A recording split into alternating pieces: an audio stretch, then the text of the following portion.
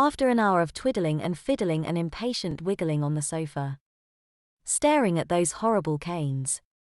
I glanced at the clock above the door. It was 4:10. I nearly began to weep. It was bad enough to be caned. Worse was the interminable waiting. Finally, I heard a slight creak from the corridor. Every muscle in my body tensed in horror as footsteps approached. The door slowly creaked open. But instead of the ponderous bulk of Mr. Grimes, the headmaster, a tall, elegant woman entered. My gasp was distinctly audible in the quiet. She turned and looked toward me. Her angelic face pale with rosy cheeks and bright blue-green eyes. "Miss Caulsan!" I nearly shouted, leaping to my feet. The assistant head was every schoolboy's dream. Her neat, curly blonde hair was trimmed short around her oval-shaped face. Her lips were pink and moist and her even white teeth gleamed magnificently when she smiled. Her eyes were mysteriously deep and friendly, one just melted into them. I'd seen more than one fifth former begin to cry simply because she glared at him with disapproval. I was horribly embarrassed at her finding me here. This was the last place on earth I'd want to meet Miss Caulsan. Her opinion of me, if she even had one prior to this moment, must be extremely low. I flushed and bowed my head. I am waiting for the head, miss," I whispered, too ashamed to look at her. The woman shut the door firmly behind her. Even from several feet away I could smell her delicious perfume, a soft, feminine scent, rich with meaning. It had me shivering. I opened my eyes a bit and glanced up, afraid those beautiful azure eyes would be glaring at me with disapproval.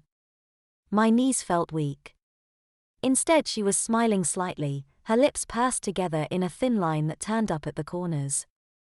"Yes, I know, Roger," she said primly, removing her dark blue blazer and hanging it on a tall wooden post by the door.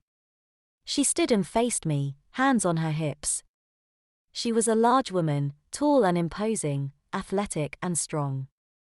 She wore a tight white blouse and a long navy skirt that swished when she moved. I had absolutely no idea how old she was, but she seemed far too youthful to be an assistant headmistress. "Mr. Grimes was called away on a family matter this morning. I have taken over his duties for the day." Her words slowly drifted into my thick skull and penetrated my brain. I tore my attention away from her soft bosom and focused on what she had said. The head was to cane me. The head was gone. She was taking over for the head. Therefore, she was to cane me. I staggered back and nearly fell. I was so surprised. But Again, her gentle smile gave me strength. It was filled with a touch of humor that I found marvelously enchanting. "You don't think a woman has the ability to cane a naughty boy?" she asked, her eyes twinkling with sparks of fire. "Ah, no, it's not that." "Then you don't think a woman can cane a naughty boy as hard as a man, is that it?"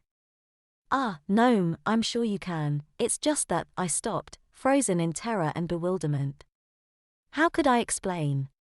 The thought of a caning from Mr. Grimes, as severe as that was, now seemed like a mild torture compared to what I was facing.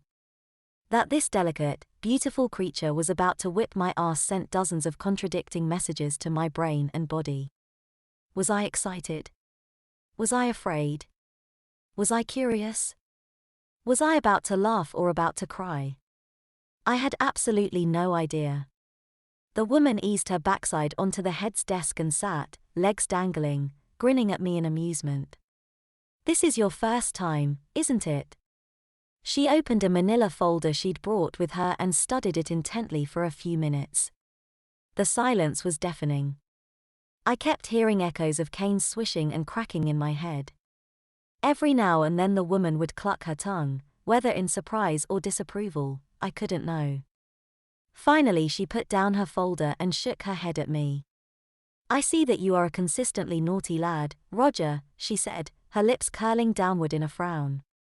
My knees wobbled in terror. "While you've only been here once before, that was for cheek, and you got 6 with the slipper, you seem to regularly earn demerits, 1 or 2 a week it seems. Your behavior isn't bad, just naughty. This time, however, it seems to have caught up with you. Her beautiful eyes gazed at me sternly. Make no mistake, young Roger, it shall be the cane for you today.